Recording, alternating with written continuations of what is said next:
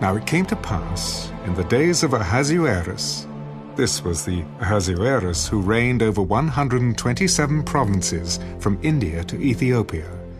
In those days, when King Ahasuerus sat on the throne of his kingdom, which was in Shushan the citadel, that in the 3rd year of his reign he made a feast for all his officials and servants, the powers of Persia and Media, the nobles and the princes of the provinces being before him, when he showed the riches of his glorious kingdom and the splendor of his excellent majesty for many days, 180 days in all.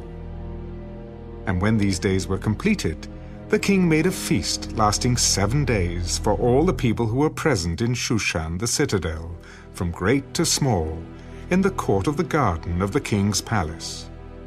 There were white and blue linen curtains fastened with cords of fine linen and purple on silver rods and marble pillars, and the couches were of gold and silver on a mosaic pavement of alabaster, turquoise, and white and black marble.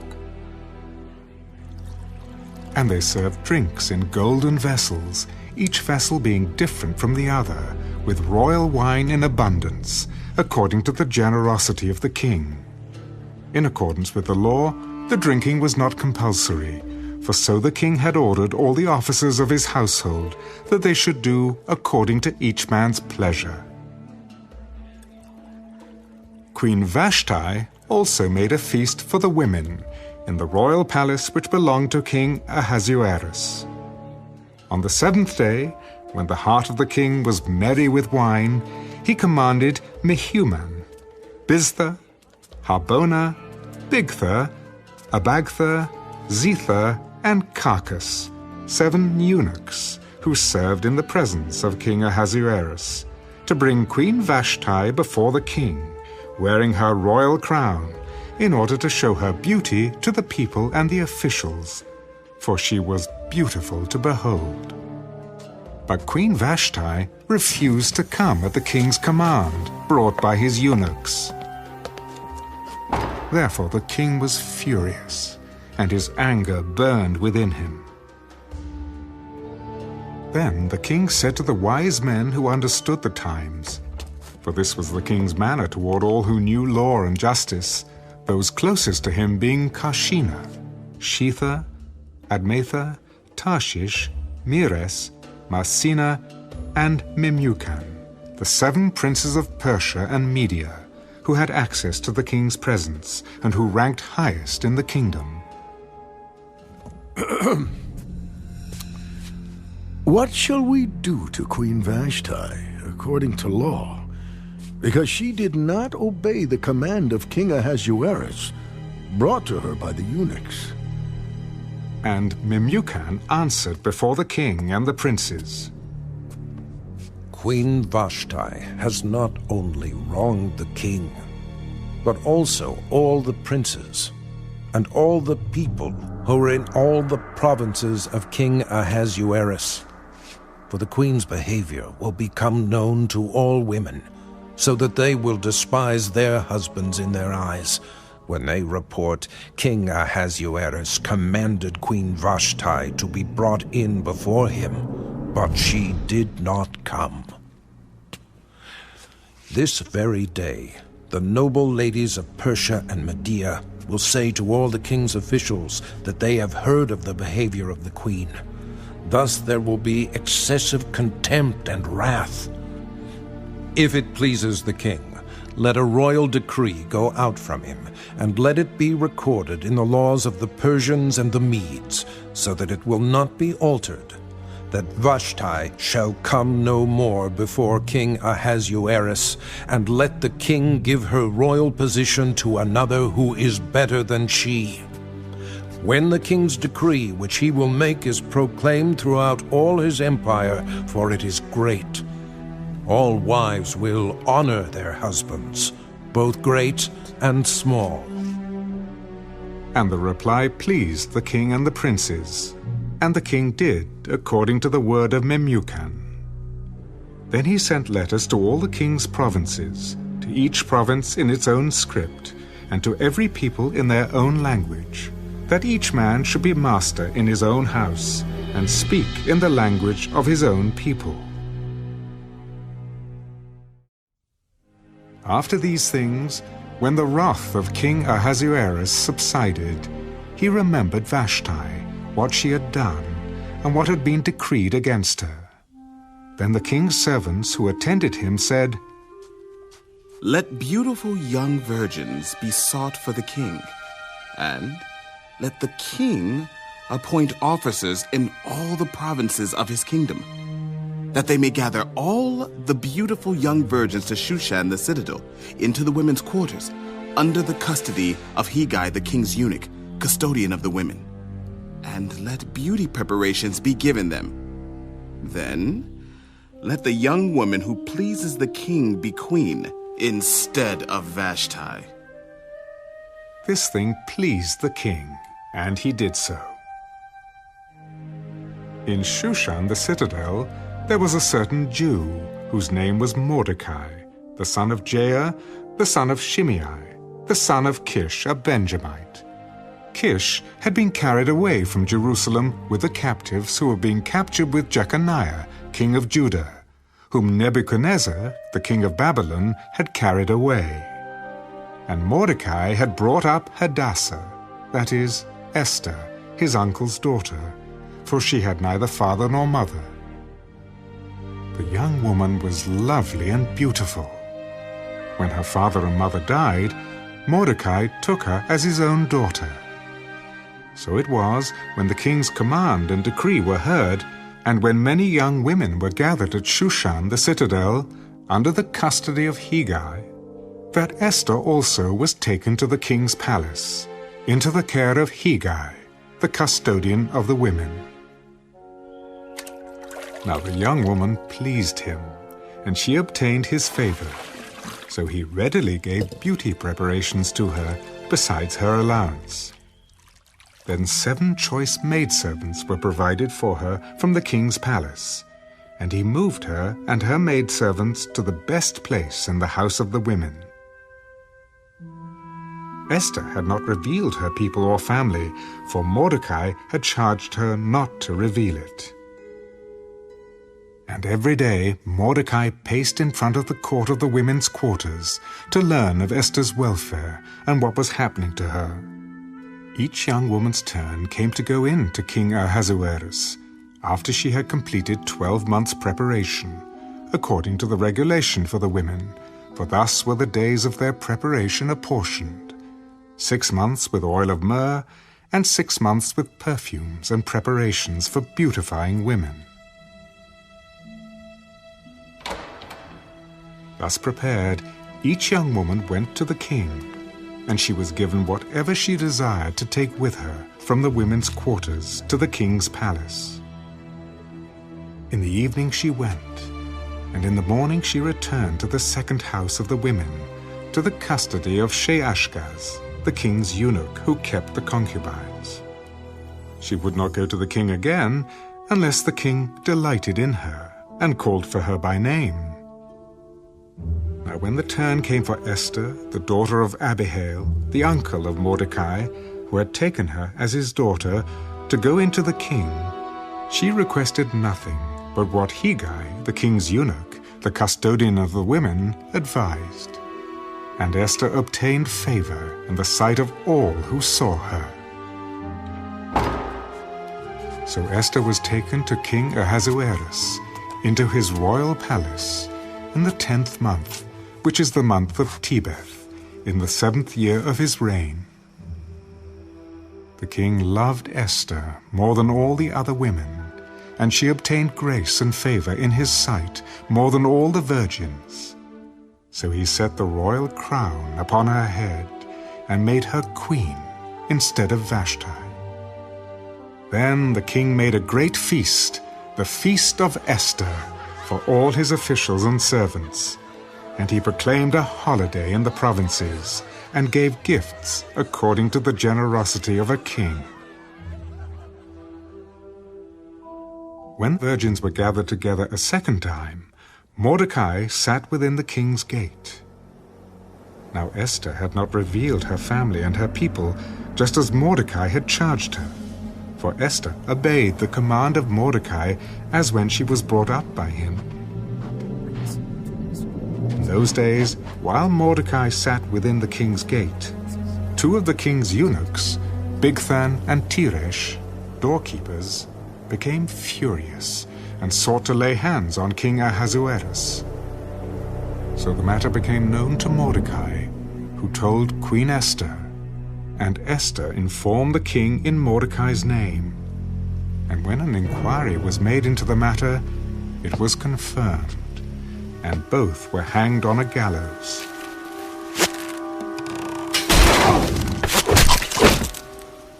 And it was written in the Book of the Chronicles, in the presence of the king.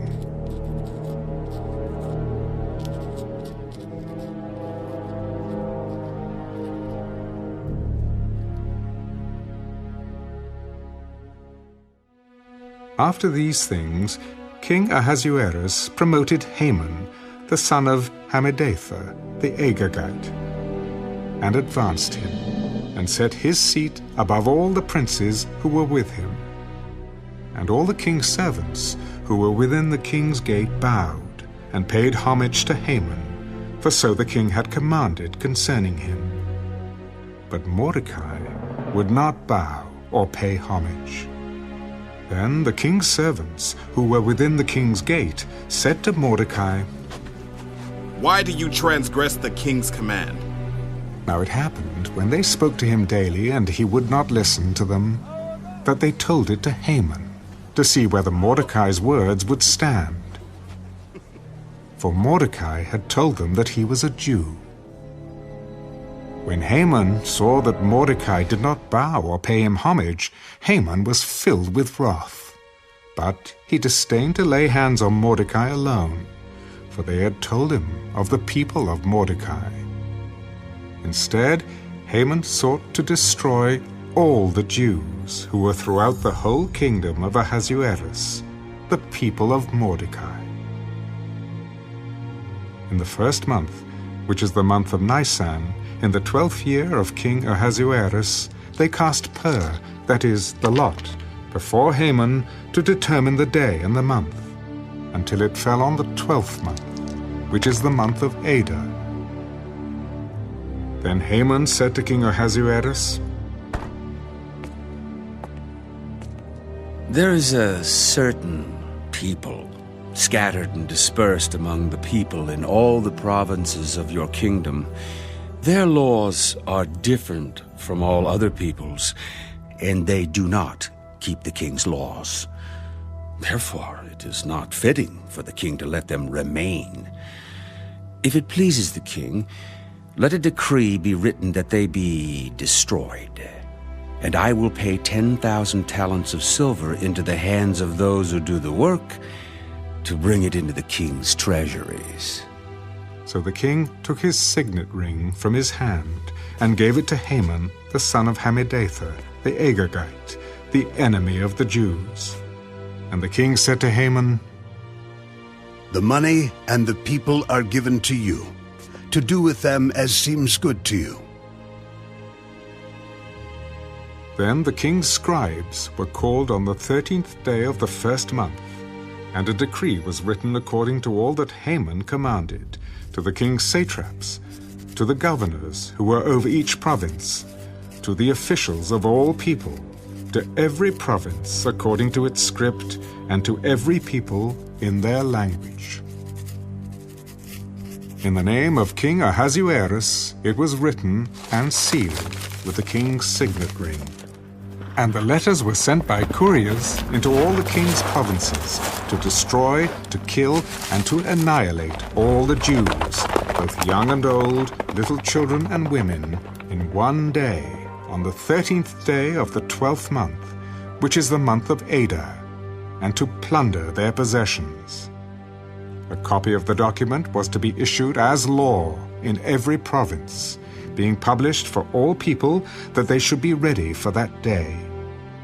The couriers went out, hastened by the king's command, and the decree was proclaimed in Shushan the citadel. So the king and Haman sat down to drink, but the city of Shushan was perplexed. When Mordecai learned all that had happened, he tore his clothes and put on sackcloth and ashes and went out into the midst of the city.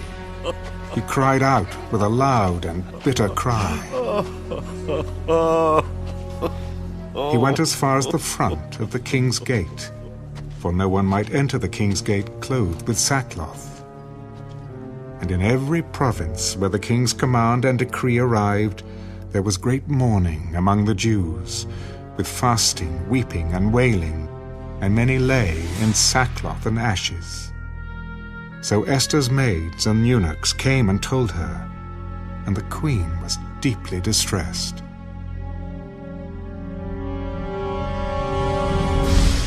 Then she sent garments to clothe Mordecai and take his sackcloth away from him, but he would not accept them. Then Esther called Hathach, one of the king's eunuchs, whom he had appointed to attend her, and she gave him a command concerning Mordecai to learn what and why this was. So Hathach went out to Mordecai in the city square that was in front of the king's gate. And Mordecai told him all that had happened to him, and the sum of money that Haman had promised to pay into the king's treasuries to destroy the Jews. He also gave him a copy of the written decree for their destruction, which was given at Shushan, that he might show it to Esther and explain it to her, and that he might command her to go into the king to make supplication to him and plead before him for her people. So Hathach returned and told Esther the words of Mordecai. Then Esther spoke to Hathach and gave him a command for Mordecai. All the king's servants and the people of the king's provinces know that any man or woman who goes into the inner court to the king, who has not been called, he has but one law: put all to death, except the one to whom the king holds out the golden scepter, that he may live. Yet I myself have not been called to go into the king these 30 days. So they told Mordecai Esther's words, and Mordecai told them to answer Esther, "Do not think in your heart that you will escape in the king's palace any more than all the other Jews. For if you remain completely silent at this time, relief and deliverance will arise for the Jews from another place. But you and your father's house will perish. Yet, who knows whether you have come to the kingdom for such a time as this?" Then Esther told them to reply to Mordecai. Go, gather all the Jews who are present in Shushan, and fast for me. Neither eat nor drink for 3 days, night or day. My maids and I will fast likewise. And so I will go to the king, which is against the law, and if I perish, I perish.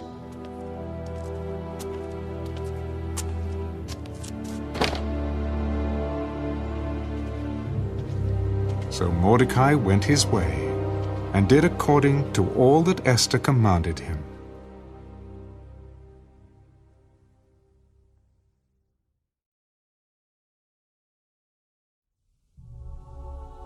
Now it happened on the 3rd day that Esther put on her royal robes and stood in the inner court of the king's palace, across from the king's house, while the king sat on his royal throne in the royal house, facing the entrance of the house.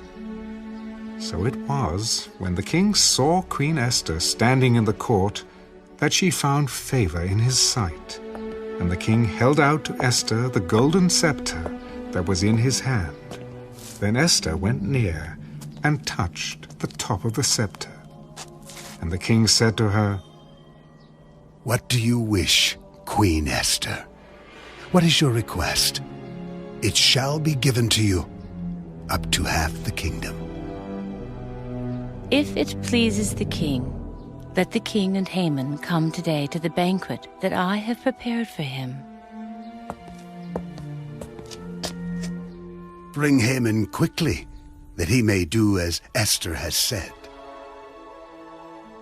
So the king and Haman went to the banquet that Esther had prepared. At the banquet of wine, the king said to Esther, "What is your petition? It shall be granted you. What is your request? Up to half the kingdom. It shall be done." My petition and request is this: if I have found favor in the sight of the king, and if it pleases the king to grant my petition and fulfill my request, then let the king and Haman come to the banquet which I will prepare for them, and tomorrow I will do as the king has said. So Haman went out that day joyful and with a glad heart. But when Haman saw Mordecai in the king's gate, and that he did not stand or tremble before him, he was filled with indignation against Mordecai. Nevertheless, Haman restrained himself and went home. And he sent and called for his friends and his wife Zeresh. Then Haman told them of his great riches, the multitude of his children, everything in which the king had promoted him, and how he had advanced him above the officials and servants of the king. Besides, Queen Esther invited no one but me to come in with the king to the banquet that she prepared. And tomorrow I am again invited by her, along with the king. Yet all this avails me nothing, so long as I see Mordecai, the Jew, sitting at the king's gate. Then his wife Zeresh and all his friends said to him, "Let a gallows be made, 50 cubits high, and in the morning suggest to the king that Mordecai be hanged on it. Then go merrily with the king to the banquet." And the thing pleased Haman. So he had the gallows made.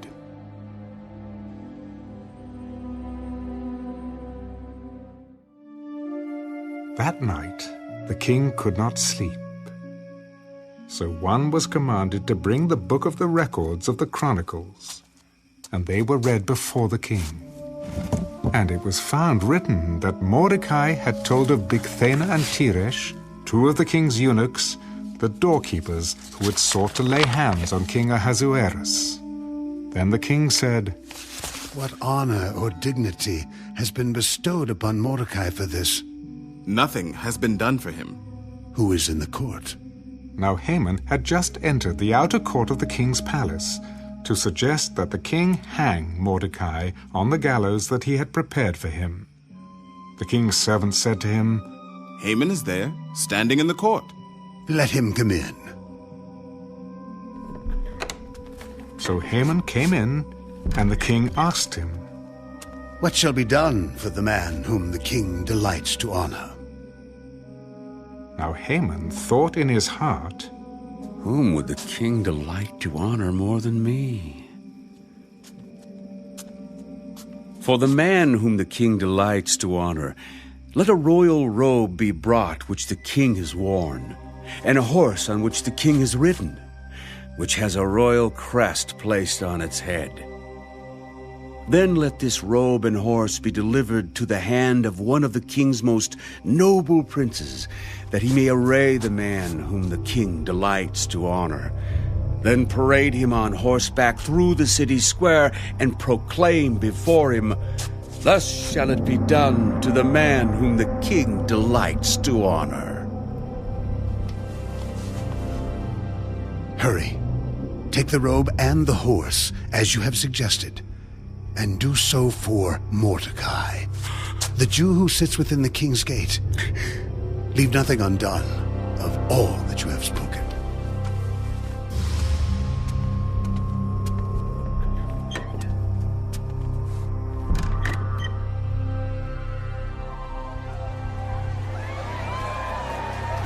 So Haman took the robe and the horse, arrayed Mordecai, and led him on horseback through the city square, and proclaimed before him, Thus shall it be done to the man whom the king delights to honor.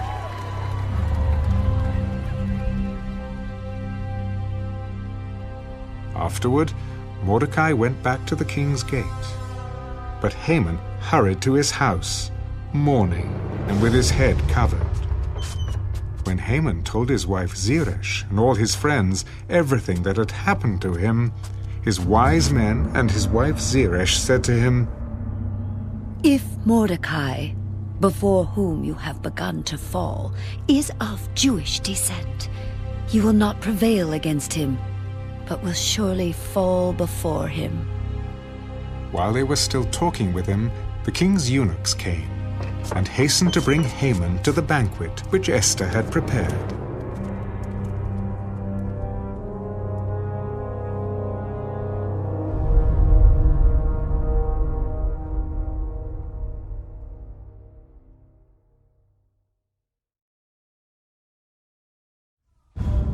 So the king and Haman went to dine with Queen Esther. And on the second day, at the banquet of wine, the king again said to Esther, What is your petition, Queen Esther? It shall be granted you. And what is your request? Up to half the kingdom. It shall be done. If I have found favor in your sight, O king, and if it pleases the king, let my life be given me at my petition, and my people at my request. For we have been sold, my people and I, to be destroyed, to be killed, and to be annihilated. Had we been sold as male and female slaves, I would have held my tongue, although the enemy could never compensate for the king's loss. Who is he? And where is he who would dare presume in his heart to do such a thing? The adversary and enemy is this wicked Haman. So Haman was terrified before the king and queen. Then the king arose in his wrath from the banquet of wine and went into the palace garden. But Haman stood before Queen Esther, pleading for his life, for he saw that evil was determined against him by the king. When the king returned from the palace garden to the place of the banquet of wine, Haman had fallen across the couch where Esther was. Then the king said, Will he also assault the queen while I am in the house? As the word left the king's mouth, they covered Haman's face. Now Harbona, one of the eunuchs, said to the king, Look, the gallows, 50 cubits high, which Haman made for Mordecai, who spoke good on the king's behalf, is standing at the house of Haman. Hang him on it.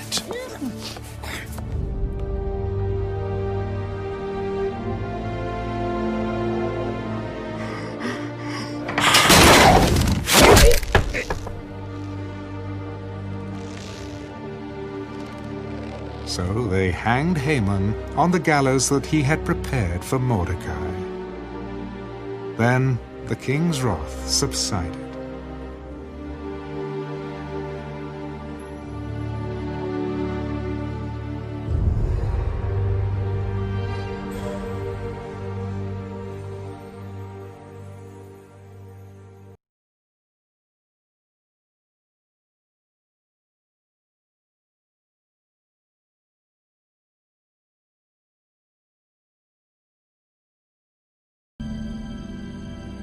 On that day, King Ahasuerus gave Queen Esther the house of Haman, the enemy of the Jews. And Mordecai came before the king, for Esther had told how he was related to her.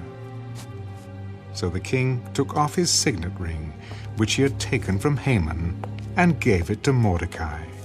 And Esther appointed Mordecai over the house of Haman.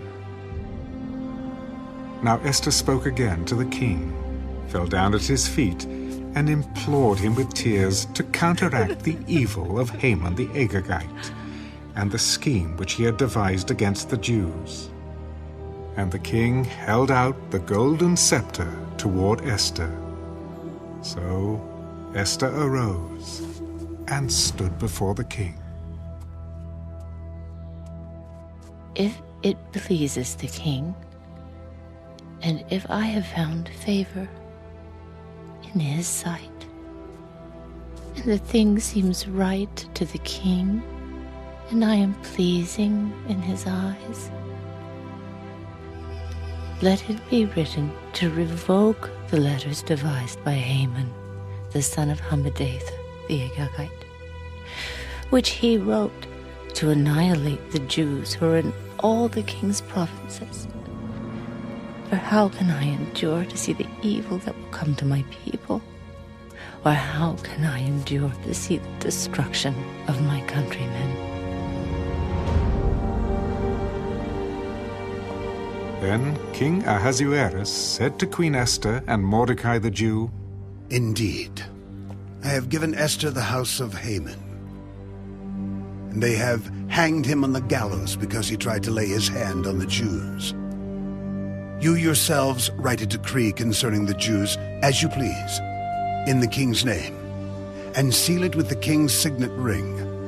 For whatever is written in the king's name and sealed with the king's signet ring, no one can revoke. So the king's scribes were called at that time, in the 3rd month, which is the month of Sivan, on the 23rd day. And it was written, according to all that Mordecai commanded to the Jews, the satraps, the governors, and the princes of the provinces, from India to Ethiopia, 127 provinces in all, to every province in its own script, to every people in their own language, and to the Jews in their own script and language. And he wrote in the name of King Ahasuerus, sealed it with the king's signet ring, and sent letters by couriers on horseback, riding on royal horses bred from swift steeds. By these letters, the king permitted the Jews who were in every city to gather together and protect their lives, to destroy, kill, and annihilate all the forces of any people or province that would assault them, both little children and women, and to plunder their possessions, on one day in all the provinces of King Ahasuerus, on the 13th day of the 12th month, which is the month of Adar. A copy of the document was to be issued as a decree in every province and published for all people, so that the Jews would be ready on that day to avenge themselves on their enemies. Couriers who rode on royal horses went out, hastened and pressed on by the king's command, and the decree was issued in Shushan, the citadel. So Mordecai went out from the presence of the king in royal apparel of blue and white, with a great crown of gold, and a garment of fine linen and purple. And the city of Shushan rejoiced and was glad.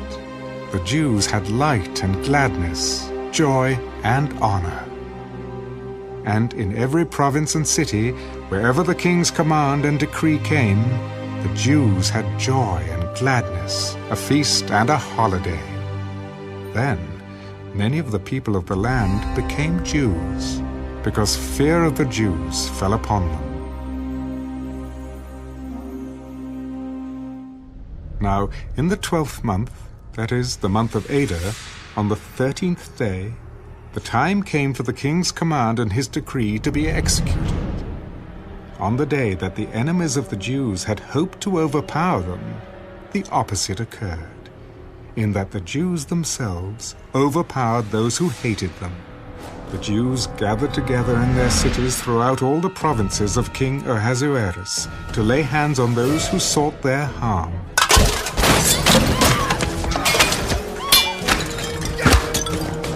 And no one could withstand them, because fear of them fell upon all people.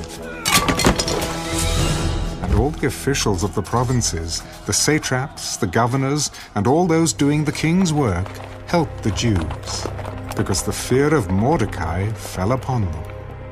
For Mordecai was great in the king's palace, and his fame spread throughout all the provinces. For this man Mordecai became increasingly prominent. Thus the Jews defeated all their enemies with the stroke of the sword, with slaughter and destruction, and did what they pleased with those who hated them. And in Shushan the citadel, the Jews killed and destroyed 500 men. Also in Parshandatha, Dalphon, Aspatha, Poratha, Adalia, Aridatha, Parmashta, Arizai, Aridai, and Vajezatha, the 10 sons of Haman, the son of Hammedatha, the enemy of the Jews, they killed. But they did not lay a hand on the plunder. On that day, the number of those who were killed in Shushan the citadel was brought to the king. And the king said to Queen Esther, The Jews have killed and destroyed 500 men in Shushan the citadel, and the 10 sons of Haman. What have they done in the rest of the king's provinces? Now it is your petition. It shall be granted you. Or what is your further request? It shall be done. If it pleases the king, let it be granted to the Jews who are in Shushan to do again tomorrow according to today's decree, and let Haman's 10 sons be hanged on the gallows. So the king commanded this to be done. The decree was issued in Shushan, and they hanged Haman's 10 sons. And the Jews who were in Shushan gathered together again on the 14th day of the month of Adar, and killed 300 men at Shushan, but they did not lay a hand on the plunder. The remainder of the Jews in the king's provinces gathered together and protected their lives, had rest from their enemies, and killed 75,000 of their enemies. But they did not lay a hand on the plunder. This was on the 13th day of the month of Adar. And on the 14th of the month they rested, and made it a day of feasting and gladness. But the Jews who were in Shushan assembled together on the 13th day, as well as on the 14th. And on the 15th of the month they rested, and made it a day of feasting and gladness. Therefore the Jews of the villages who dwelt in the unwalled towns celebrated the 14th day of the month of Adar with gladness and feasting as a holiday, and for sending presents to one another.